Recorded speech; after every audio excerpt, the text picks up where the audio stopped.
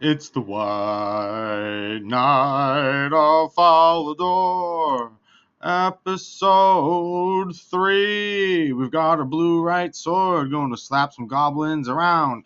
Welcome, everybody, to our restricted Iron Man, one chunk Iron Man focusing on Asgarnia, being a White Knight of Falador. Let me tell you where we're at right now. We've got some smithing levels really early on. It's important for us before we're able to join the White Knights to impress our new friends. We've already got this cool new sword. Time to go make a new set of armor. We have some Iron Man armor in the bank, but we're going to say, nah, forget it. We're taking on the bronze. We made a full set of bronze ourselves because we're cool like that. All right, going to smack all that together, get more XP. Marvelous, marvelous. So right now we're taking the time to really break on through the free game. As anyone who's been following the channel, thank you to everyone who has liked, subscribed, commented, who's been really being positive. I really appreciate all that. We are live, so hit the notifications to see us when we go live. We're already actually a few episodes ahead. Finally, I've had some time to do some editing, some discussing, so we're going to be talking over the series as you go. Now, here's a good view of the map. All right, you can see right here is the map, okay? It really shows where we're at, and Trana is part of this experience. Now, we are saying forget about the Berthip people. We do not want to be friends with Berthip. The guard up there is not our friends. They have refused the rule of the White Knights, and so they should be seen as the traitors for what they are. Even though we have usurped the king, we are the rightful rulers of Asgarnia, clearly, and everyone else needs to bow down. Now, of course, even though we have these views of the world, we are, of course, loyal to Saradomin, and Saradomin first, obviously. So here are our dwarves, friends. They are complacent. They are loyal. They realize that we will not beat them up as long as they keep doing the dwarf things we need for them, like building those marvelous cannons and being punching bags for people in green armor. We love it. It's great team spirit. It really shows your devotion to Gothics and balance, because for everything that has aggression, there needs to be a punching bag. And I am really grateful that these dwarves have volunteered. They have volunteered to be that punching bag, and it really means the world to me. The other White Knights, it's the best thing that really could have ever happened, honestly. So right now we're going through, got our first set of armor because tired of being just boring naked Iron Man. Now got some serious bronze armor. Scouting out some of the map over here. Probably going to be digging on into Doric's quest. So have a few things that need to be gotten. Doing the things that we need to do to get the stuff that we need. And notice that there's a mace shop in Falador. So obviously maces are going to be a big deal. Maces also have that extra prayer bonus to them, which is really cool. It's really nifty to catch. And so, yeah, no, maces are going to be something, because when you sell things to the vendors that have the items, they will give you more money for them. If you sell to a general store, they give you less. Not everybody knows that. So always, if you can, sell to a vendor who takes it. Like if you have jewelry, go to the jewelry person. Port Sarim has it. Falador really works well, for an account that's really looking to have the opportunity to trade. Some of the big unlocks in the area: mining guild, crafting guild. These are some pretty important ones. Again, now some people might be like, oh, the fighters guild is in Asgarnia. It's right next to Bertha. Too close to the traders. Too close. And I also think for this build, having something like a dragon defender is one, doesn't really fit like the White Knight view. All right, and it's just, I think, makes this character too overpowered. We're trying to make this character have the handicap of going and go fight some serious enemies in the game with the limitations of what a White Knight can acquire. We love these partying people. They love our city. I'm so happy they love our city. They're welcome here. Their extravagant guest bills are welcome in keeping our white city nice and clean. Yes, we love Falador. We love our punching bag dwarf friends. They are excellent punching bags. They're marvelous at what we do. So right now for Doric's quest, just got to get some mining levels up so that I can bring Doric some of the resources that he needs. This gets fast experience, and then also gives the convenience of unlocking his anvil. Now in this locked mode, you've guessed it, that anvil actually has a purpose. When you're playing the regular game, Doric's anvil is just, it really doesn't help unless like I can't really think of any circumstance in playing the game regular efficiently, so to speak, where it's good. But in this locked version, it's actually one of the best on the surface spots. Otherwise, you have to run through and get to the caves where we are right now, where you can see where there's that anvil situation going on. So right now, we're just doing the grind. A lot of this video is going to be some of the quick early game grinds. As we're getting deeper into the series, you're not going to be watching me just from level 70 to 71 or 80 to 85 grinding out skills. Those are going to be cut down. But I'm figuring I'm giving the space to introduce myself, to be able to facilitate what is going on in this series, and also to be able to get to know you amazing people. Would love to hear more. Comment what you'd love to see in this series, just to discuss some things that we've discussed in other episodes. The goal is ultimately to be able to enter in places like God War's Dungeon and the Wilderness and to take on these higher level bosses. And the equipment that the character is able to use is restricted to Saradomin and White Knight equipment. So that means unless the object gives some sort of devotion to Saradomin, it cannot be equipped. So if something is blessed, by a monk, for example, like the Wolfsbane dagger. All right, that is a great early game weapon we will be going after. It actually has, with no requirements, the same stats as a mithril dagger. The stuff you don't notice until you look it up. So the same stats as a mithril dagger with one attack. There's all these crafty things that when you run into these types of builds, you discover. Like, oh, you would have never thought to look at certain items because you overlook them because they're not top slot, so on and so forth. So some of the things that we're going to be going after, obviously an obvious one would be like Saradomin, Godsword, Justakar armor. These are obvious end game items, for example, and that they will definitely be on the lineup. But other things, Clue Scroll, Rune Saradomin items. Before a Rune Scimitar can be equipped, there needs to be a ornament Saradomin handle to put on the Rune Scimitar. No items with any affinity to another deity can be worn. So that is something that's going to be a restriction for this character. But however, it's going to make it a very tanky prayer character. Okay, folks, time to go make Dork happy. Go get access to that anvil that we want. Go get some awesome perks. We want that anvil. It's really funny because the anvil is actually pretty useful in this locked version. When you roleplay this game, there's so much what people will call dead content or irrelevant content that actually comes to life when you play the game in this restricted mode. The game is so big, and the game has rolled out so much stuff to make it fun. And you can still go back and enjoy it in so many ways. And here's some nice level ups. Never forget to do the quests, folks.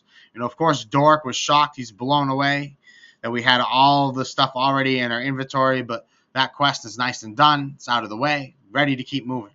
Ready to keep going. All right, let's get that magic happening. All right. So I made this mistake right here thinking like, all right, so I did this quest. Now let's go help the Black Knights, right? Let's go fight the Black Knights, right? Let's go throw a cabbage in their cauldron. Just to be like, oh, here are the requirements. I'm not quite there. It's like, all right, well, obviously, next on the list is go do Goblin Diplomacy. That gets you a decent amount of quest points. All right, going to probably need to go help out that, witch who wants you to make the dyes and the whatnot. Also probably going to need to go hunt down some treasure, Arg, all the pretty easy Asgarnia quests. At some point, we're going to, Rune Mysteries is a quest requirement for Wanted. Wanted is obviously the most important quest within the White Knight quest line because it gets you the White Knight armor, which is essential to this character. So obviously, again, if anything gives justice or reason to leave the area, it's usually one, to do a quest. Or two, it's because you're getting something that literally cannot be gotten within the quest, but is essential to the development, or within the area, but is essential to the development of the character. Oh my goodness, I'm going back talking over this and just this woad leaf situation. All right, these woad leaves really Really, I forgot to get enough. I was like, oh yeah, you just buy some. And then I was like, I wanted to make my own blue cape. I don't want to not have a cape anymore. So I ended up as like, again, efficiency ruins the game. So we often forget that this game's to have fun, right? And so many people forget how to have fun while playing the game. Zip over here, running through to do a necessary quest. Here we go again. Filthy city. Barrack. Horrible. But in order to do the quest, we need that iron chain body. The disgusting anvil. I shouldn't have touched it. I know. I'm sorry, people. Look at all the disgusting dogs and trash and a cult of evil wizards. What is this? Just hanging right outside. Like, Barrack does not have any of their stuff together. Just does not have anything together. Simple as that. It was just a good reminder to walk through there and see all these other plebs, and they'll be like, no, I'm so happy. I'm choosing to upgrade to that Follador life. So much better, so much higher living. Much cooler way to go, in my opinion. Don't want to feel left out like a smurf. There's a good friend killing a Black Knight. He knows what's up. He knows who the real enemies there are. Let's go get it. Let's go do more quests, people. The map. The epic map. It's the map, it's the map, it's the map, it's the map. Alright, me versus Highwayman. Who do you think wins? Who do you think wins? It's a close one. He killed me. First death on the Iron Man, people. Didn't even get to be a White Knight. Good thing you just get through that. But now I'm going to go back with a vengeance. I'm going to go back with a total vengeance. I remember what he looks like. We're going to go track him down. Show him who's boss. You don't get to just push me around like that. Think you're cool. I got my sword back. I got my red berries back. Now it's on. Oh, it's on. Oh, yeah. I came back to life. Yeah, I came back to life. Accept it. Accept it. My overpowered one-attack sword has destroyed you. Easily destroyed you. Alright, getting some of these garlics because they're annoying. Need them for these potions and whatnot. I got the red berries because they're annoying. Needed for the potions and whatnot.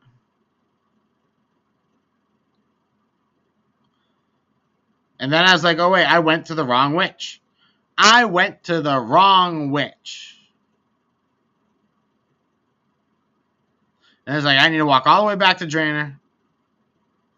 Don't want to go back to Draenor. Might as well start this quest while I'm here.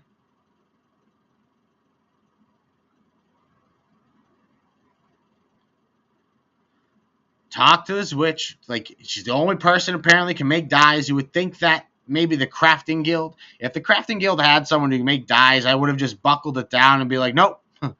It can't be a white knight until you get in the crafters guild. But now the game made it like, nope, only this one person has a complete monopoly on the whole dye-making business. And I swear, she steals my red berries and she just throws her tomatoes in the cauldron. And I'm sure that yellow dye is probably just a cheese she has piled over there.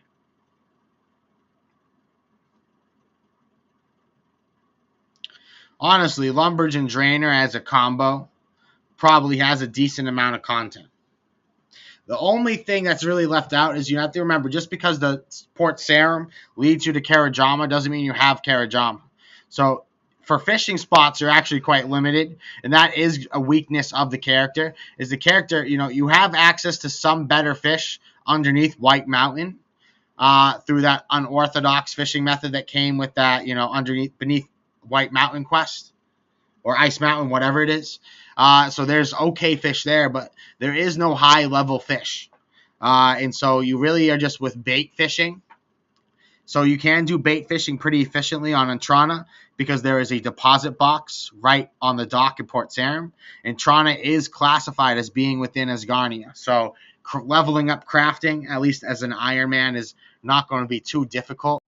Okay, now it's really time to just really show these goblins who's boss. We've done some prerequisite training, we've gotten some good stats, and we're realizing that these level 5 goblins are actually a lot more formidable than I would have thought. And there is no real, like, getting other goblins to team up. I feel like when I played this game when I was younger, I was like, yes, these goblins will kill each other for you. I'm like, no, they do not. No, they do not. So, yeah, no, hung out here, killed them. As ultimately, all right, there has to be a better way. There has to be a better way than just fighting them like this.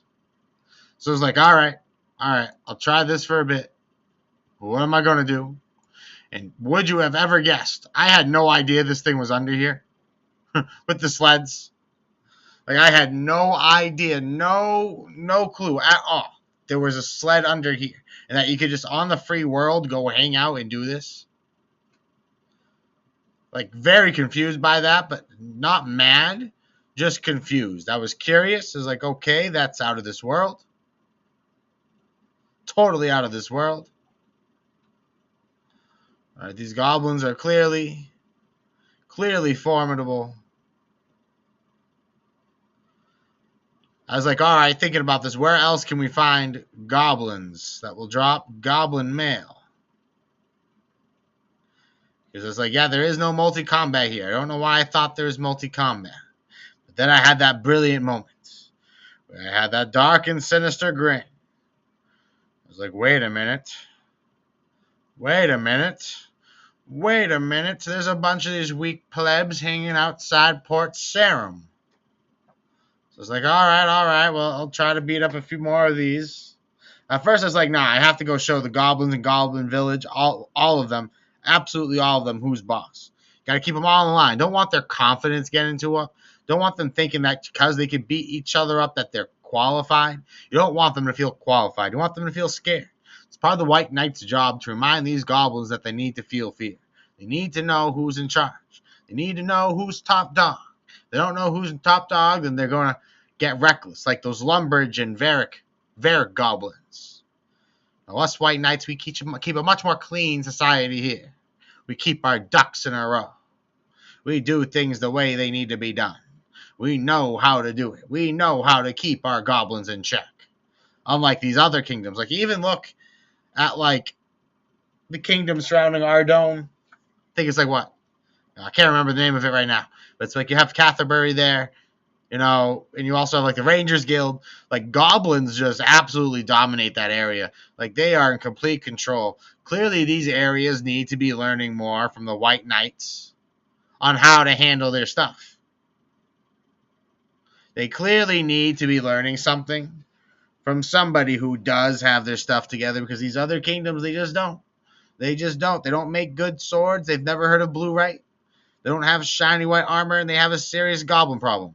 And I never knew that you can get goblin armor as a drop from these guys that are colored. I think that's funny. You know, gotta love it when the genie comes through. That's right. Give white boots that lamp. I appreciate that, genie. Thank you. All right, so I think, like, after a minute, I was just like, all right. All right. I need to go fight the different goblins. I need to go fight their weaker siblings from down under. Go show those weaker goblin siblings who's boss. I'm going to show these highwaymen one day to not mess with me. I'm going to one-hit them one day. Today's not that day. All right, so we're near the Mud Skipper Point area. Where are the goblins? They're hiding. They knew I was coming, but I found them. You can't stay away. Now, these ones are much weaker. Much easier to kill. Way easier to slap around these level 2 goblins than the level 5s. You wouldn't think there'd be such a big difference between level 2 and level 5. But apparently there is. I remember being like 10 years old, thinking that killing the goblins here was like the best money maker in the game. Like, I'm getting like these bronze shields. The general stores love to buy these goblin armors. I love these chef hats. I'm trying to sell them for 1K each over at Varric West Bank. Those were the good days, people, the good days. Teaching me how to sell overpriced chef's hats. Going above and beyond. This is one of those times. There we go, chef's hat. You know what I'm talking about. We've got one, people. We're in the club. We've got two chef's hats. You know, like a guy who's like, I've got 2 phones. Well, I've got 2 chef hats. All right, I'm on top of the world. Can't believe, finally got that first goblin mail from these guys. Now we just need one more. One more so that we can go get our collection money or our protection money from these wimp goblins of the northern village. Here's these tasty snacks to keep me protected. Makes this a viable training spot. There's snacks to heal. Because again, this character is not going to have easy access to high-level fish. And that is the easiest way to get good food in RuneScape, but there are other ways. And this mode is going to force us to use some of them. Alright, just need one more. See what I mean? Those bronze square shields. They give you some change. It's worth it. You should do it. You should do it. Go all the way. Make it happen. Alright, come on. Come on. Not trying to get too strong with this character here. Not trying to get OP. You know what I mean? Don't want to get some jealousy from the older white knights when I emerge as the prodigy of the order. Alright. How have I killed so many goblins and most of them are not wearing goblin armor? Alright? How are you guys like not able to drop intact goblin armor? It's like in games, like, alright, go get me 9 wolf hearts. You killed 20 wolves and most of them don't have a heart. It's the most mind-blowing thing. It makes no logistical sense. Where is their goblin armor? Come on. Come on. Come on. This is the one. This is the one. Ah, come on. It's coming soon, folks. Believe in me, I believe in you. White Boots, World 333. Come hang out with White Boots and hit notifications to see when we're live. Come on, come on, come on, come on.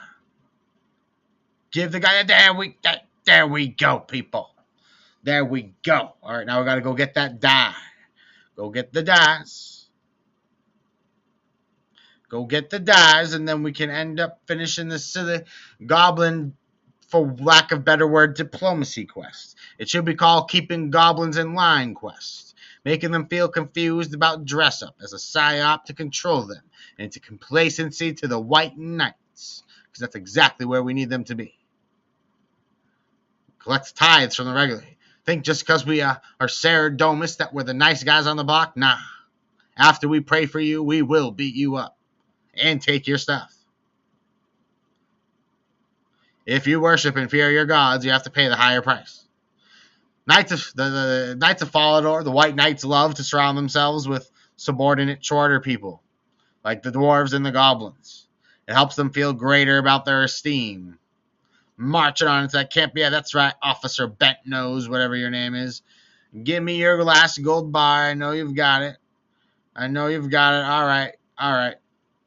Listen. This is not how I wanted to be entertained. I did not come here for your younger goblin to give me a runway show.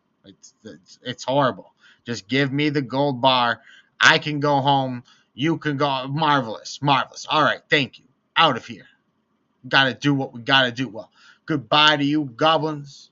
Took the time to trash you. We got these cool quests coming up, folks. Thank you so much for tuning in to another excellent video. White Boots, World 333. Remember to hit notifications so that you can see when we're going live here on the YouTube channel.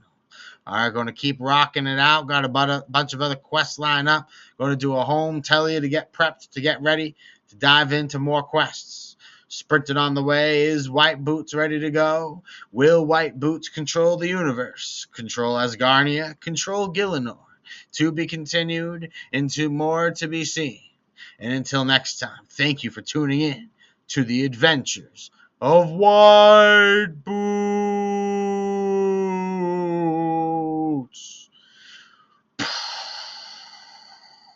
Another quest complete.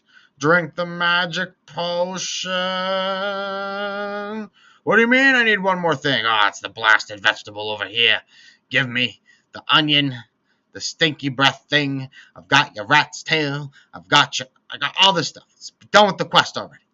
Give me the quest, the drink, yeah, the power. We are unstoppable. We are formidable. We are the White Knight.